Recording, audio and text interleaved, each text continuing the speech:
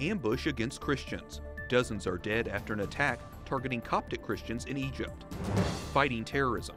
7 world leaders, including President Trump, agree to do more to stop violence.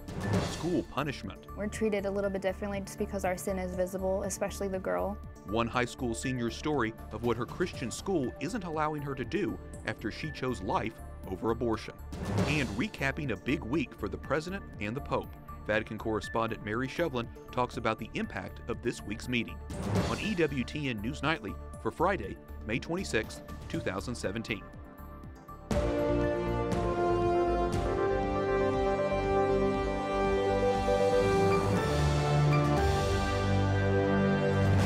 Good evening from Washington, D.C., and thank you for joining us for News from a Catholic Perspective. I'm Wyatt Goolsby in for Lauren Ashburn. Another terror attack sends shockwaves across the Middle East. Masked gunmen opened fire on a bus full of Christians in pilgrimage to Egypt. More than 24 people were killed, including 2 children. A burned-out bus shows the aftermath of a deadly attack on Coptic Christians in Egypt. Survivors were rushed to nearby hospitals. This survivor is asked how many people were on the bus. She says about 40, including children. What did the attackers look like? They were masked. What were they wearing? Military, like uniforms. This as authorities search for clues among the pilgrims' bus. It was traveling on a side road in the desert on its way to a remote monastery south of Cairo.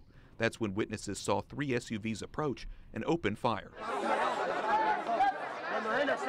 The attack is the 4th to target Christians in Egypt since December. On Palm Sunday, at least 43 people were killed and scores of worshipers injured in suicide bombings at 2 Coptic churches. Earlier, in February, hundreds of Christians fled their homes in the northern Sinai Peninsula after being targeted by ISIS. And in December, a bombing during Sunday Mass at a chapel next to the country's main Coptic Christian cathedral left 30 dead and dozens wounded. A grim reminder of the dangers facing Christians in Egypt. No one has claimed responsibility for the attack, but authorities say it bears the hallmarks of ISIS. And late today, we've learned Egyptian fighter jets struck militant bases in eastern Libya in response to the attack. The Vatican Secretary of State says the Holy Father is deeply saddened to learn of the attack today. He sent a telegram to Egypt's President Abdel Fattah el-Sisi. The message read in part, His Holiness commends the souls of the deceased to the mercy of the Almighty. He assures their grieving families and all who have been injured of his ardent prayers, and he pledges his continued intercession for peace and reconciliation throughout the nation. Joining us now is Philippe Nassif, Executive Director of In Defense of Christians. Philippe, what do you think the Egyptian government needs to do to protect Coptic Christians? Well, I think, first of all, the Egyptian government needs to really double down on the existing patrols that they have outside of all of the churches in Egypt, outside of the monasteries. I think, moreover, they need to start to communicate a little bit better with the Coptic community in Egypt. So, for example, with this motorcade or these buses of pilgrims that were going from the monastery or toward the monastery, there should have been advanced communication. So there was an extra patrol that was maybe escorting that convoy to that monastery to protect these pilgrims. It's stuff like that that we haven't really seen come from the Egyptian government, and they really need to double down on protecting these innocent people. Persecution of Christians has been a problem in Egypt for a long time, and now with the growing number of terror attacks, do you think Christians can realistically live in the country without fear? Without fear, unfortunately, I don't think so. I think that the problem that we have right now is can they continue to exist in the country writ large? Right now, President Sisi needs to really double down on the efforts that he's already undertaken since taking office to protect these populations, a vulnerable population of people. We are very disappointed in what he's done so far. This is a disturbing pattern that we have seen emerge in Egypt. I could easily say that Coptics are far worse off nowadays than they ever have been in a very long time in Egypt. So we're really concerned about the future existence of this community unless something changes immediately.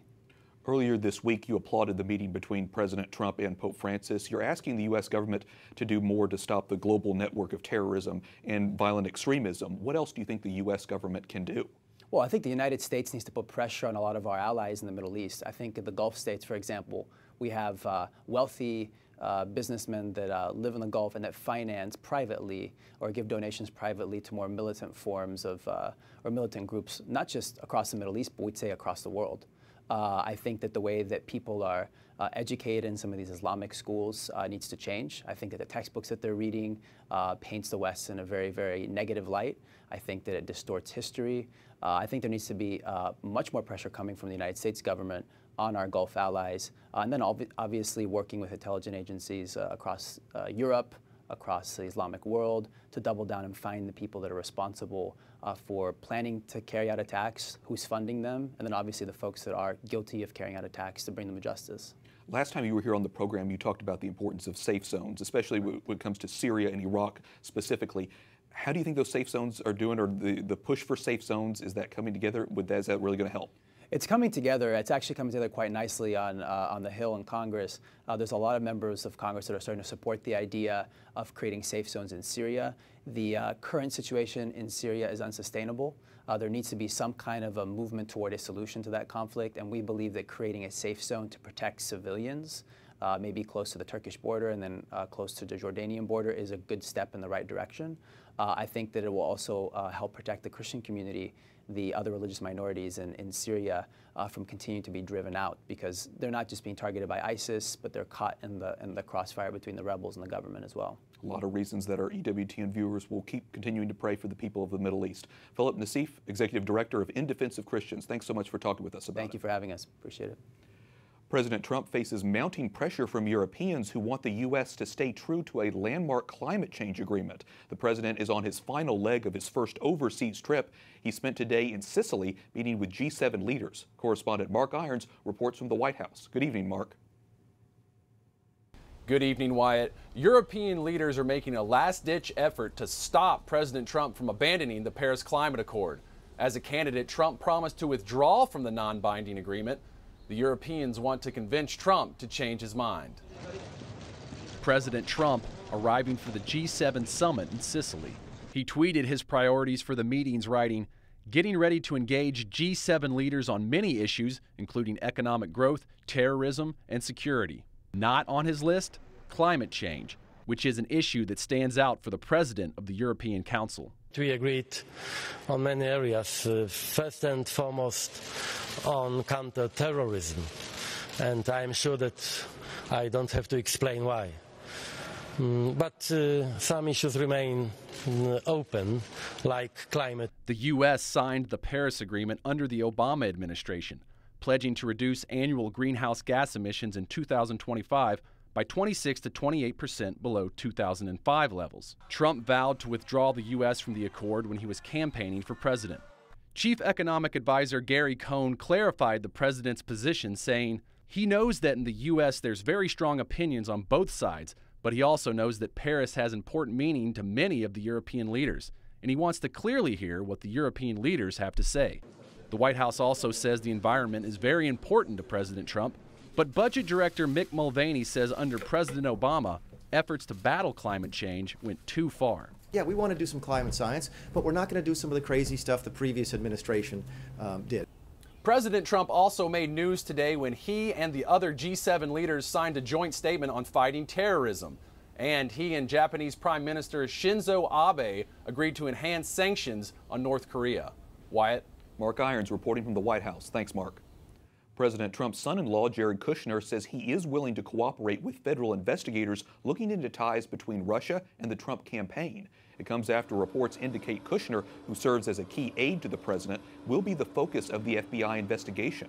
Kushner, who's married to Ivanka Trump, has been under increased scrutiny after reports show he failed to disclose a meeting with a Russian banking official. Kushner's attorney says he'll provide details of the meeting. Pro-life groups praise the winner of a U.S. House race in Montana, the same Republican who made headlines this week for allegedly assaulting a reporter. Capitol Hill correspondent Jason Calvi looks at what this race might mean for control of the House in 2018. Jason. Why, we're still a whole year and 5 months from the 2018 election, where every single House seat will be up for grabs. Montana's one and only congressional seat was open because former Congressman Ryan Zinke took a job as Secretary of the Interior. President Trump is glad the seat stayed in Republican hands. He calls it a great win in Montana. Republican businessman Greg Gianforte beat folk-singing Democrat Rob Quist by 6 points in a state Donald Trump won by 20 points. The Cook Political Report says Democrats are outperforming the expectations by 9.5% in these special elections. But Republican strategist Mercedes Schlapp tells us it's too early to predict if Democrats will win back the House in 2018. What we do know is that the liberal base is very, they're excited. They're encouraged to basically unite and try to defeat Republicans. This becomes problematic in what you would call the swing districts.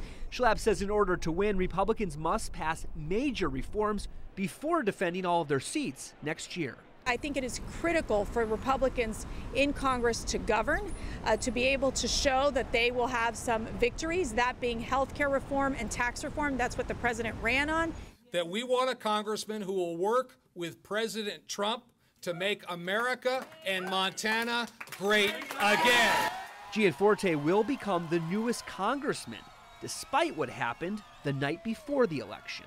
I'm sick and tired of you guys. The last time that came in here, you did the same thing. Police cited Gianforte with misdemeanor assault after witnesses say he body slammed a reporter who asked him about the Republican health care bill. Gianforte apologized after last night's win. I should not have treated that reporter that way.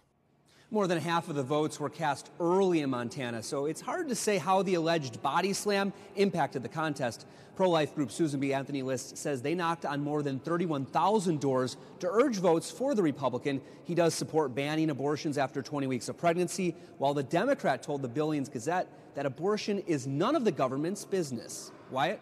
So what comes next, Jason? Gianforte is due in court June 7th for the assault charge. Now all eyes turn back to Georgia, where the next special election to fill the congressional seat of HHS Secretary Tom Price is set for next month. Correspondent Jason Calvi reporting from Capitol Hill. Thanks, Jason.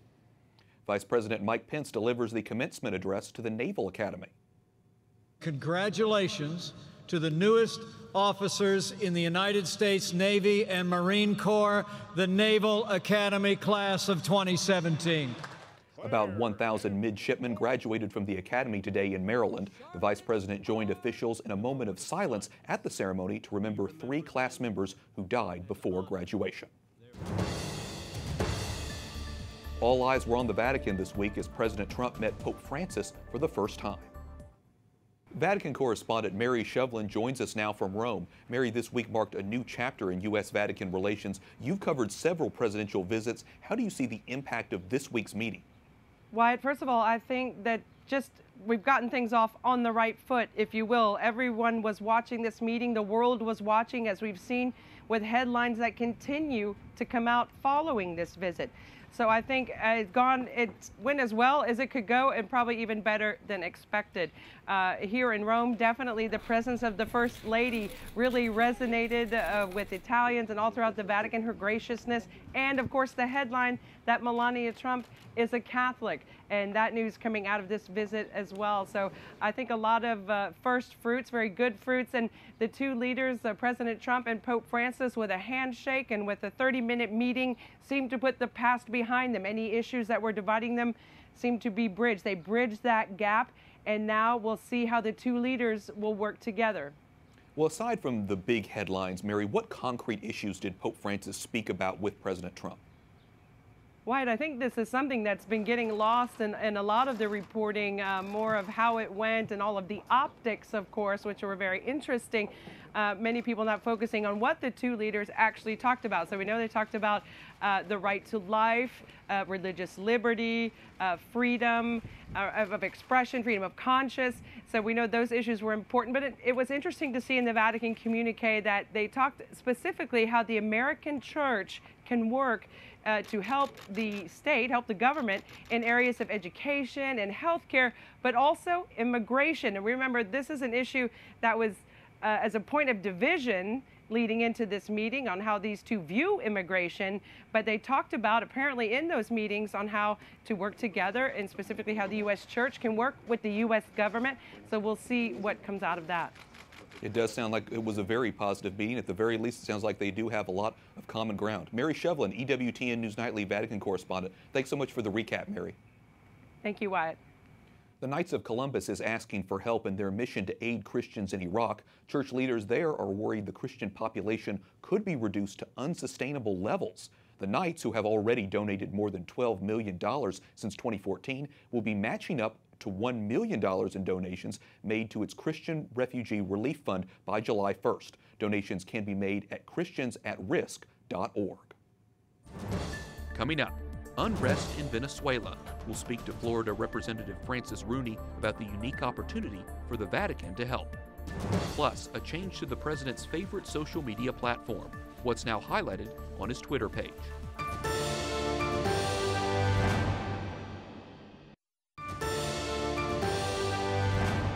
A change to the president's Twitter page. His cover photo is now a picture from his trip to Rome. It's a picture taken from the White House photographer of him and the First Lady inside St. Peter's Basilica. Welcome back. I'm Wyatt Goolsby in for Lauren Ashburn.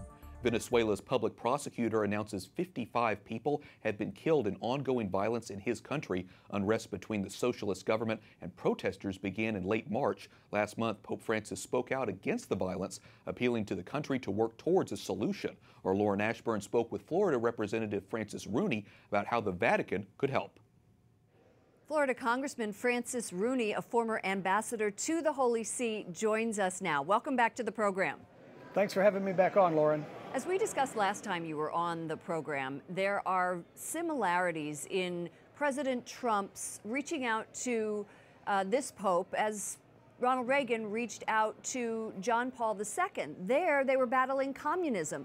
Here, I think you have an interesting point that maybe, based on the Pope's origins as a South American, that there could be a way for this administration and the Holy See to work on fighting the terrible violence in Venezuela.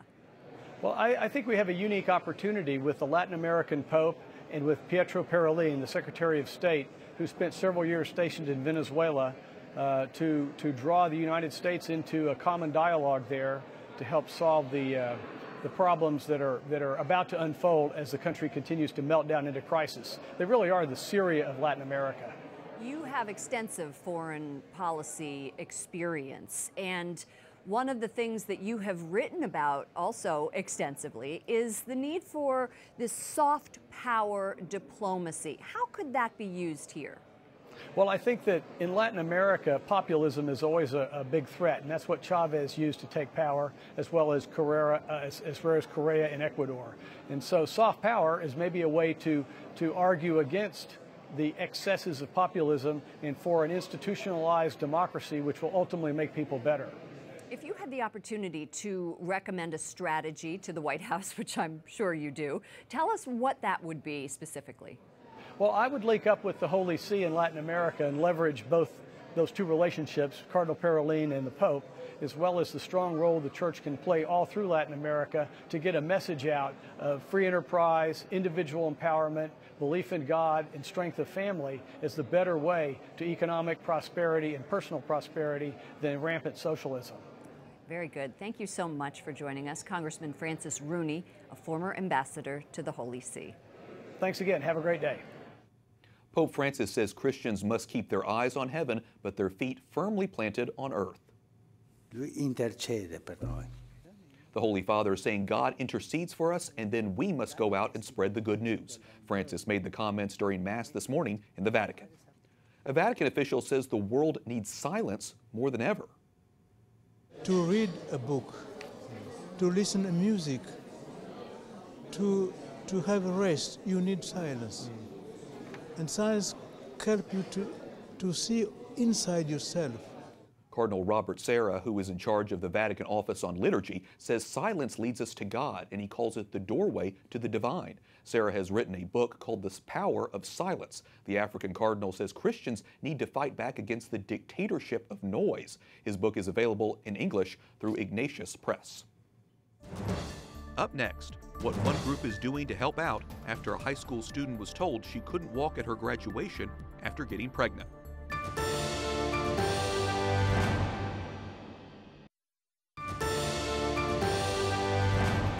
Welcome back. I'm Wyatt Goolsby in for Lauren Ashburn. One Christian high school student from Hagerstown, Maryland has gained national attention. She won't be allowed to walk in her high school graduation because she is pregnant. Joining us now is Maddie Runkles, a high school senior from Heritage Academy in Hagerstown, Maryland. Maddie, thanks so much for being with us. Tell us briefly about your story. Back in January, when I found out I was pregnant, my dad went to the school board and the principal to tell them what had happened. And the school immediately told me that I was to be sent away. I was to finish my classes at home. I could not attend classes on campus. I was not allowed to attend any school events while I was pregnant. My parents appealed that decision, and then there were two more appeals after that. Then the final decision was that I could come to school through the end of the year. I could attend classes, but I would not be able to walk in my graduation. All leadership was taken away, and I had that 2 days of unofficial suspension. It's interesting how you say it's because you were pregnant, because according to a statement posted on Heritage Academy's website, it says you were disciplined because you were immoral, not pregnant. And in fact, they have a whole statement, and I want to read it here. It says, the student pledge, which all of the students agree to, states that this application of Philippians 4:8 extends to my actions, such as protecting my body by abstaining from sexual immorality and from the use of alcohol, tobacco, and illegal drugs. So you signed this pledge. Do you feel that the discipline was proportionate to what you received? No, because other kids who have been immoral and broken the student pledge, they were punished immediately, just like I was, and then it was done and over with. They were forgiven. It was never brought up again. But then I have been punished over the course of 6 months, from January to June, and that's never happened before. And it's specifically, you think, because you're pregnant? Yes, even though the school said it's because I was immoral, that's why I'm being disciplined and no graduation, but all the other immoral kids were punished like I was, and they're still allowed to walk in graduation. So what are you hoping to achieve by speaking out? Just raising awareness for girls and guys like me in this situation. We're treated a little bit differently just because our sin is visible, especially the girl. You can see what we've done, and other people, you can't see what they've done. And I think it's hard for people to get past that they can physically see that I have a baby as a result of being sexually immoral. And I just think someone needs to stand up and say something, that you can't keep continuing to discipline us. It should have been done and over with. It's time to move on and love us and restore us and support us through this time. My understanding is that the Students for Life is going to be hosting their own graduation party for you next Saturday. Tell us a little bit about that and your involvement with Students for Life. I emailed them after all this happened. No intention to bring this to the media. I just told them my story because I wanted to get involved and help, because I knew their pro-life position. And I just want to get my story out there to encourage other young people in my situation. And then they realize, you have this big platform to speak to the nation, because this is happening more places than here. You're not the only girl this has happened to. It's time for someone to stand up, and we think that you have the opportunity to do that. And my understanding is that you've been consistently pro-life. Yes. Maddie Runkles, a high school senior from Heritage Academy in Hagerstown, Maryland. Thanks so much for talking with us. Thank you. Catherine Zeltner, host of EWTN's Pro-Life Weekly, will be at Maddie's alternative graduation next week. She'll have a story on her show the following week. Tonight, Catherine talks to a Christian singer-songwriter whose pro-life video was removed from YouTube. Nobody wants to watch a pro-life music video, and they just pulled it off and accused me of doing something illegal. Joyce M. Bartholomew's music video, What Was Your Name?, is a song about a girl who gets an abortion. The singer's legal team has filed a complaint for defamation, and the case is ongoing. You can see more of Catherine's interview on EWTN Pro-Life Weekly tonight at 11 p.m. Eastern, right here on EWTN. It re-airs Sunday morning at 10. And we thank you for joining us tonight. I'm Wyatt Goolsby. For the entire EWTN News Nightly team, we hope you have a fun and safe Memorial Day weekend. We'll be back here on Tuesday. Good night, and God bless.